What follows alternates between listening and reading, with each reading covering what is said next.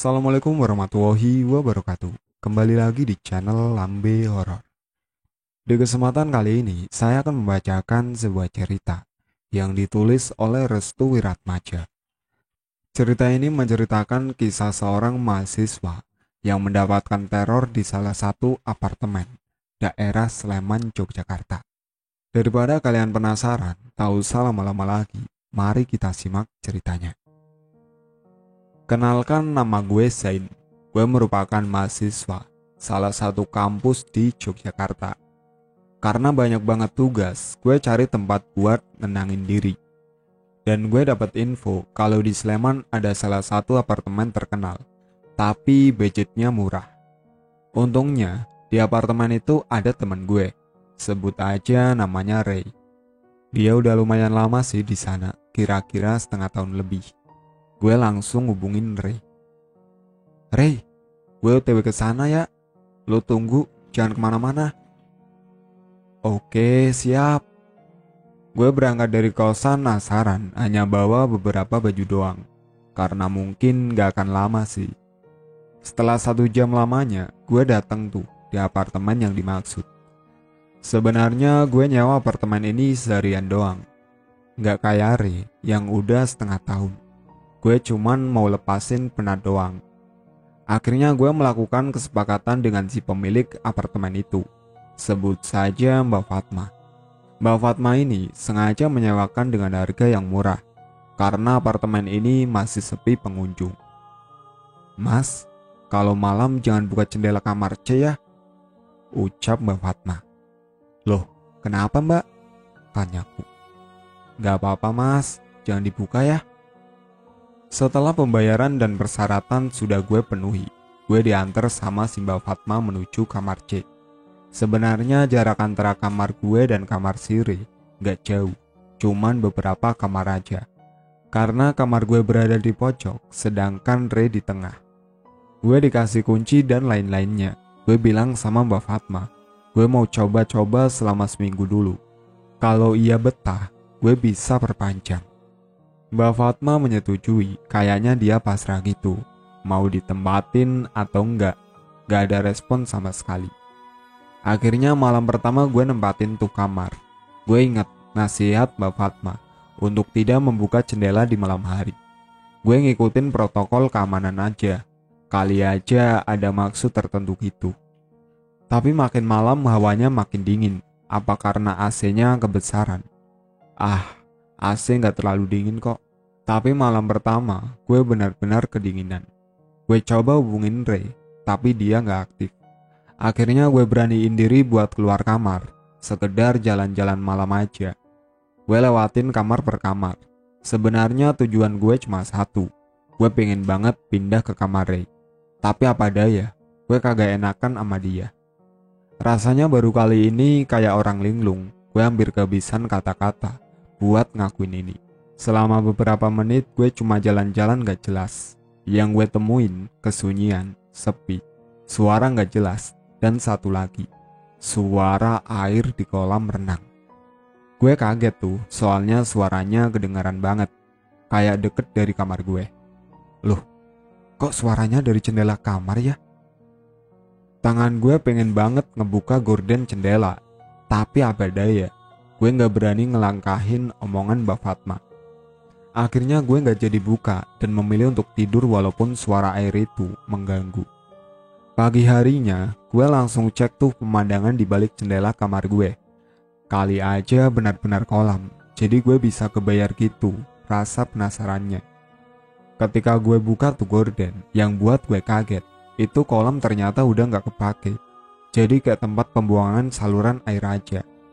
Loh, jadi siapa yang semalam mandi di kolam itu? Rasa penasaran gue semakin meningkat setelah si Ray kirim pesan. Jangan keluar malam-malam, nanti ada bayi setan. Tulisnya dalam pesan WA. Gue gak paham apa yang disampaikan oleh Ray. Tapi intinya, setelah gue selesai mandi dan semuanya, gue ajak Ray untuk makan di luar.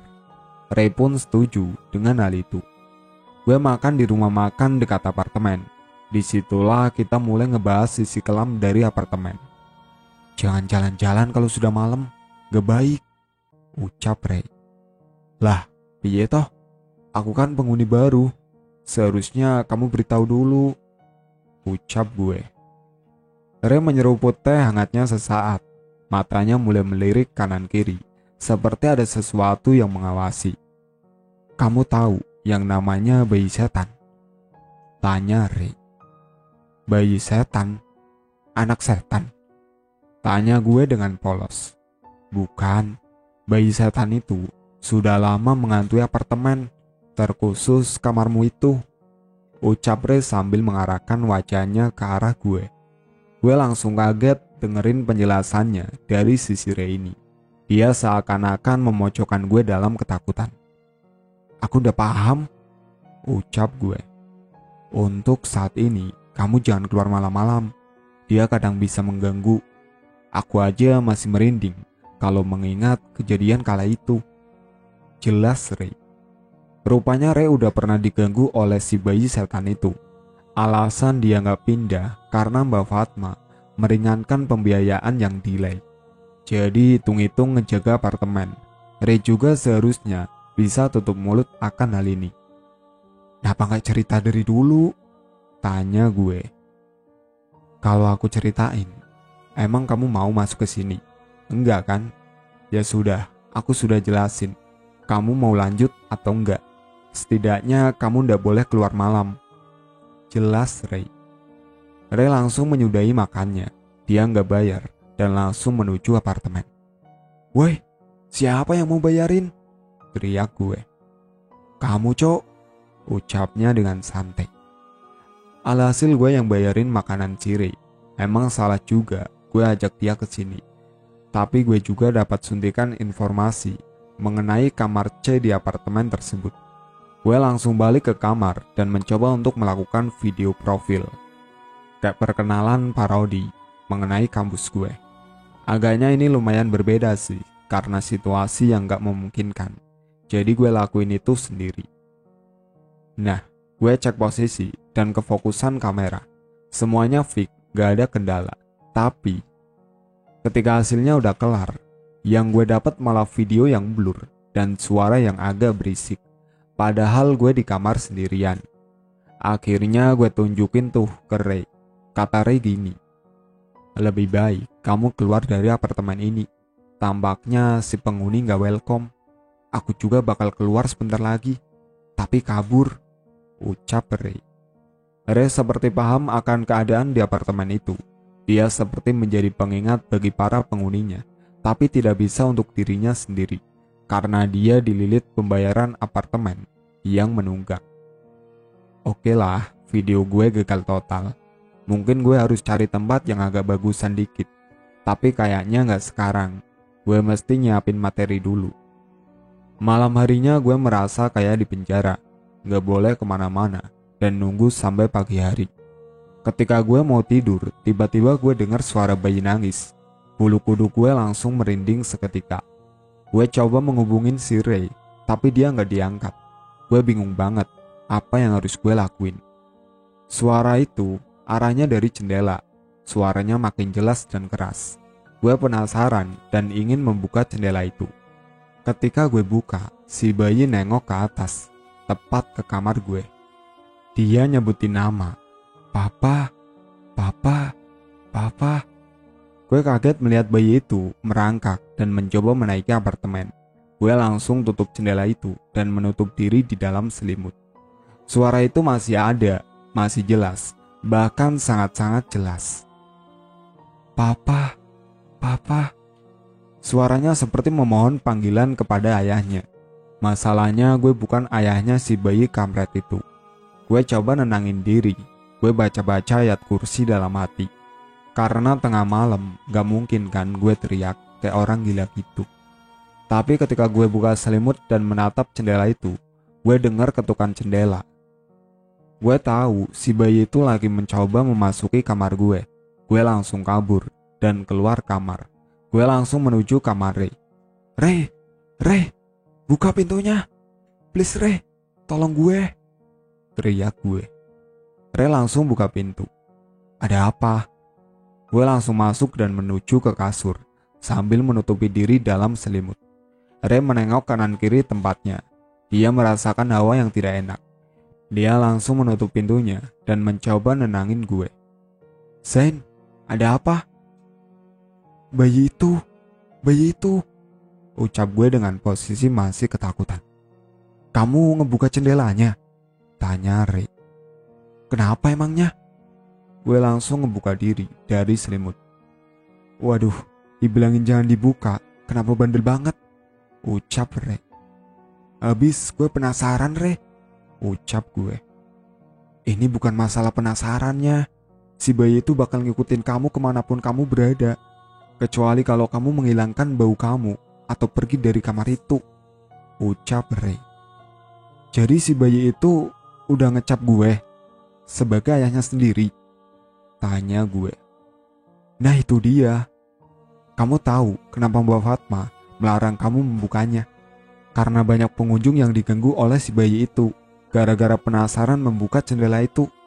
Kolam itu adalah tempat di mana bayi itu ditemukan tewas karena dilemparkan dari jendela kamar kamu, ucap Ray. Terus gimana? Tanya gue. Ray masih bingung. Dia mencoba mencari jalan keluar dari permasalahan ini. Untuk selanjutnya kamu jangan kemana-mana. Biar kamu di kamar aku dulu. Sebagai gantinya, kamu harus keluar dari apartemen ini setelah masalah ini selesai. Paham kan? Jelas Ray. Kenapa emangnya? Gue masih penasaran banget dengan si bayi itu. Apa sebenarnya yang membuat dia mengganggu gue? Lo tahu siapa pemilik bayi itu? Tanya Ray. Siapa? Tanya gue. Mbak Fatma dan suaminya. Itu kisah kelamnya. Makanya lo jangan bilang-bilang kalau lo diganggu. Cukup bilang lo bosan aja. Pantas saja, selama ini Mbak Fatma seperti tidak peduli dengan apartemennya. Karena si apartemennya punya masa lalu yang sangat menakutkan. Setelah diputuskan, akhirnya malam itu gue nginep di kamar Ray. Walaupun gue masih dengar suara percikan air dari kolam, gue gak akan ngegubrisnya. Ray juga berjanji bakal ngeluarin gue dari kamar itu dengan cara apapun. Dia gak mau temennya stres gara-gara si bayi kamret itu. Hari ketiga gue nginep di apartemen ini, serasa sangat berasa efeknya. Badan gue jadi capek-capek dan gue masih kepikiran dengan suara si bayi setan itu. Ray ngambil barang-barang yang gue butuhin dari kamar gue. Dia emang udah biasa ngadepin ginian. Sebelum gue, pernah ada beberapa penghuni kamar C yang nginep di kamar Ray. Kasusnya sama kayak gue. Ray, lo kenapa gak keluar? Tanya gue. Aku bakal keluar kok, tapi nunggu waktu yang tepat, ucap Ray. Kapan? Tanya gue. Entahlah, jawabnya dengan santai. Gue masih trauma dengan kejadian semalam. Karena trauma itu, gue gak mau lepasin tuh selimut. Karena masih terngiang-ngiang suara dan rupa buruk si bayi itu. Oh iya, malam ini aku mau keluar. Kamu jangan keluar ya dari kamar ini, pinta Ray. Loh, kok gitu? Tanya gue. Paling sebentar kok, ucap Ray. Gue cuma bisa pasrah pas Ray bakal keluar dari apartemen. Oh iya, sebenarnya ada beberapa lagi yang menghuni apartemen ini. Tapi mereka lagi ada urusan, kadang-kadang aja baliknya. Pas kejadian kemarin itu benar-benar cuma berdua doang, gue dan Ray. Makanya gue takut kalau dia sampai keluar dari apartemen ini. Karena benar-benar sepi banget. Terlepas dari itu semua, gue cuma bisa ngeyakinin dalam diri bakal kayak gimana ke depannya. Oh iya, ingat jangan keluar lagi, oke? Ucap Ray. Gue mau cepat keluar dari apartemen ini. Gimana caranya? Nanti aku urusin, tahan aja dulu sehari lagi, oke? Ucap Ray. Karena ini permintaan Ray, gue turutin aja. Barulah ketika dia mau keluar dari apartemen, dia gak bosen-bosennya ngingetin gue untuk tidak keluar kamar. Katanya si bayi itu bakal nyariin kemanapun gue berada selama gue masih ada di apartemen ini. Gue cuma bisa mainin laptop sambil dengerin musik. Tapi semua menjadi kacau ketika lampu apartemen mati dengan serentak. Loh, kok mati? Gue nyalain flash handphone dan berniat menuju tempat kilometer dari listrik apartemen ini. Tapi begitu gue megang si gagang pintu, tiba-tiba gue dengar suara bayi nangis. Gue langsung mundur dan menuju kasur. Gue udah gak kuat lagi dengan keadaan di apartemen ini. Gue coba menghubungi Ray. Dia untungnya aktif dan mengangkat telepon. "Kenapa, Zain?" "Ray, buruan balik." "Ada apa?" "Bayi itu, Ray, muncul lagi." "Oh, oke, bentar." Gue coba nenangin diri karena lampu masih juga padam. Gue hanya bisa menyinari sekeliling ruangan dengan flash. Namun, ada suara ketukan pintu dari tangan mungil yang terus-menerus menggemakan kalimat, "Papa, Papa." Suara itu terus-menerus terdengar hingga gue merasa risih dan menutup telinga. Suaranya benar-benar bikin gue drop banget, seakan-akan dia datang di waktu yang tidak tepat, di waktu orang-orang lagi sepi-sepinya. Suasana lagi mencekam dan gelap. Dia datang, benar-benar bikin orang jantungan. Gue cuma diemin suara itu, akhirnya beberapa saat menghilang. Gue ambil kesempatan ini buat ngechat si Ray, tapi dia cuma checklist 1. "Ya Allah, ini anak tanpa checklist 1 sih," ucap gue dalam hati. Namun baru aja gue buka HP dan kebetulan pencahayaan HP gue full banget. Jendela digedor-gedor lagi oleh si bayi itu. Dia ngucapin kalimat yang sama, "Papa, Papa." Gue sontak kaget dan berteriak. Karena saking paniknya, gue keluar tuh dari kamar. Aturan gue gak boleh keluar. Pas gue keluar kamar, gue tiba-tiba terjatuh. Mungkin karena saking takutnya. HP kelempar tuh, tapi masih nyala. Pencahayaan juga masih normal. Gue berhasil ambil HP itu sambil merangkak.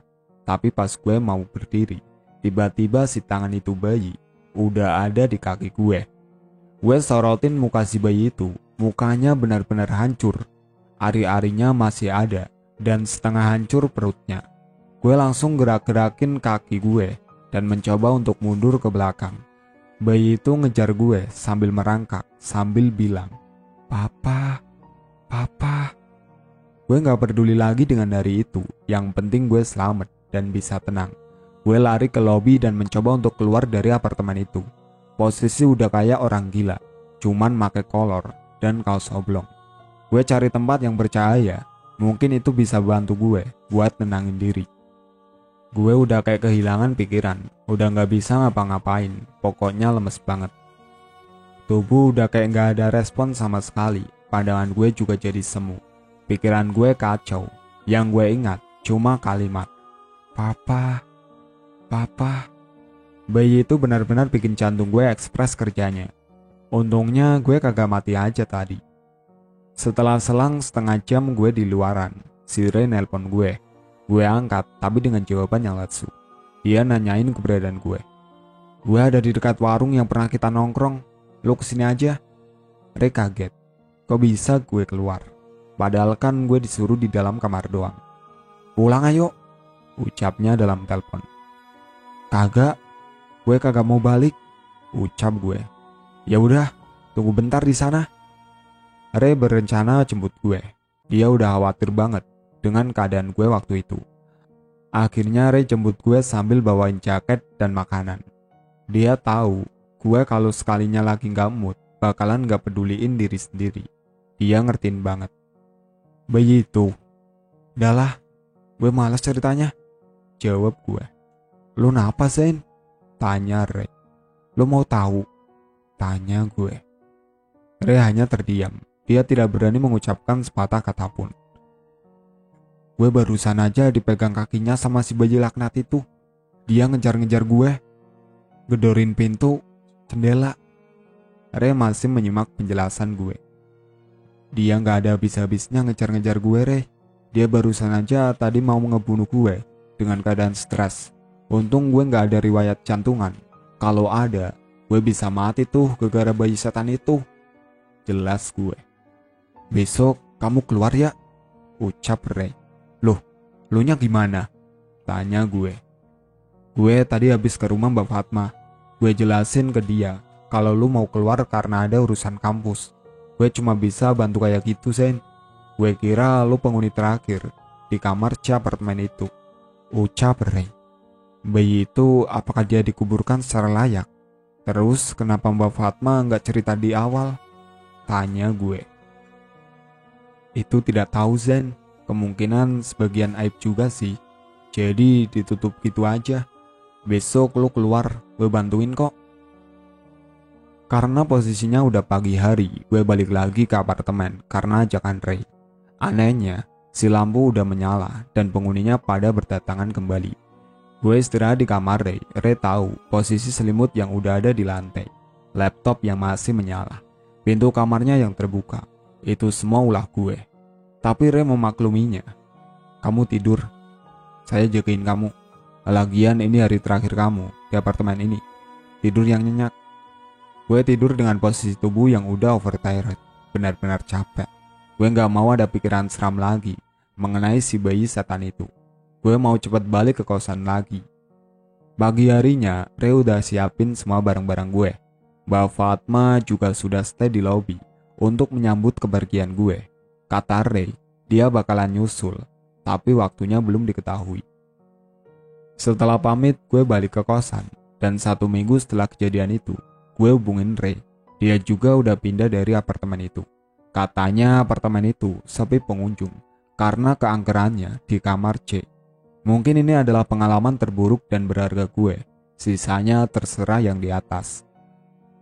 Itulah akhir cerita teror apartemen C Sleman. Sekian dari saya. Wassalamualaikum warahmatullahi wabarakatuh.